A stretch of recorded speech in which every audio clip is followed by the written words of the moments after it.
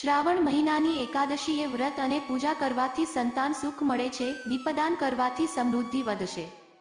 શ્રાવણ મહિનાની બીજી એકાદશીને પુત્રદા એકાદશી કહેવામાં આવે છે, કેમ કે પુરાણો પ્રમાણે આ દિવસે ભગવાન વિષ્ણુની પૂજા સાથે જ વ્રત રાખવાથી સંતાન સુખ મળે છે। આ વ્રત વર્ષમાં 2 વખત રાખવામાં આવે છે। વર્ષમાં 2 પુત્રદા એકાદશી આવે છે। પહેલી પુત્રદા એકાદશી શ્રાવણ મહિનાના સુદ પક્ષમાં આવે છે, જે 8 ઓગસ્ટ સોમવારના રોજ છે, ત્યાં જ બીજી પુત્રદા એકાદશી પોષ મહિનાના સુદ પક્ષમાં આવે છે। શ્રાવણ મહિનામાં ભગવાન વિષ્ણુની પૂજા કરવાનું વિધાન છે, એટલે આ વ્રત વધારે ખાસ બની ગયું છે।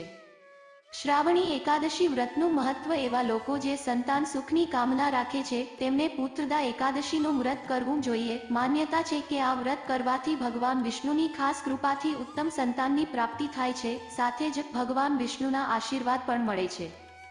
સંતાન સુખ માટે આ વ્રત કરવામાં આવે છે। માન્યતા છે કે આ દિવસે વ્રત કરવાથી અને ભગવાન વિષ્ણુની વિધિ વિધાન સાથે પૂજા કરવાથી નિસંતાન દંપતીઓને સંતાનની પ્રાપ્તિ થાય છે। શાસ્ત્રોમાં આ વ્રતનો મહિમા જણાવવામાં આવ્યો છે, જેથી યોગ્ય સંતાનની કામના પૂર્ણ થાય છે। માત્ર સંતાનહીન જ નહીં, પરંતુ આ વ્રતને કરવાથી જેઓને સંતાન છે તેમના બાળકો પણ દરેક પરેશાનીથી મુક્ત રહે છે અને ઘરમાં ધન ધાન્યની કોઈ પ્રકારે ખોટ પડતી નથી અને હંમેશા સુખ શાંતિ રહે છે।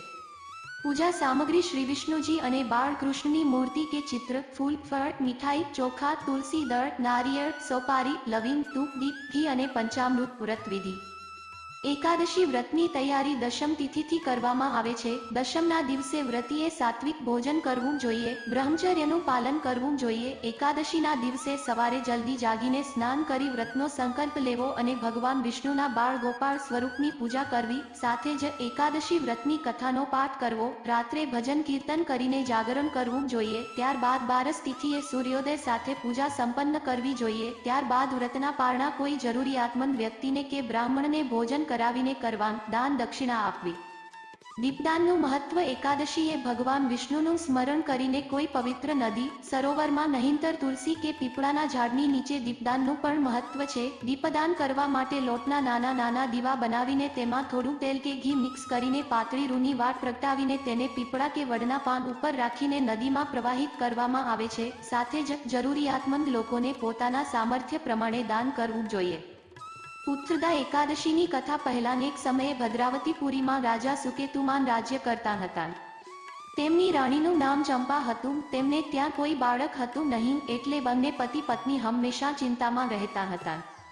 આ ચિંતામાં એક દિવસ રાજા સુકેતુમાન વનમાં જતા રહ્યા। ત્યાં અનેક મુનિઓ વેદપાઠ કરી રહ્યા હતા। રાજાએ તે બધા જ મુનિઓને વંદના કરી। પ્રસન્ન થઈને મુનિઓએ રાજા પાસે વરદાન માંગવા માટે કહ્યું। મુનિ બોલ્યા કે પોષ મહિનાના સુદ પક્ષની એકાદશીને પુત્રદા એકાદશી કહેવામાં આવે છે। તે દિવસે વ્રત રાખવાથી યોગ્ય સંતાનની પ્રાપ્તિ થાય છે। તમે પણ આ વ્રત કરો। ઋષિઓના કહેવાથી રાજાએ પુત્રદા એકાદશીનું વ્રત કર્યું। થોડા જ દિવસો પછી રાણી ચંપાએ ગર્ભધારણ કર્યો। યોગ્ય સમય આવતા જ રાણીએ એક તેજસ્વી પુત્રને જન્મ આપ્યો, જેણે પોતાના ગુણો દ્વારા પિતાને સંતુષ્ટ કર્યા તથા ન્યાયપૂર્વક શાસન કર્યું।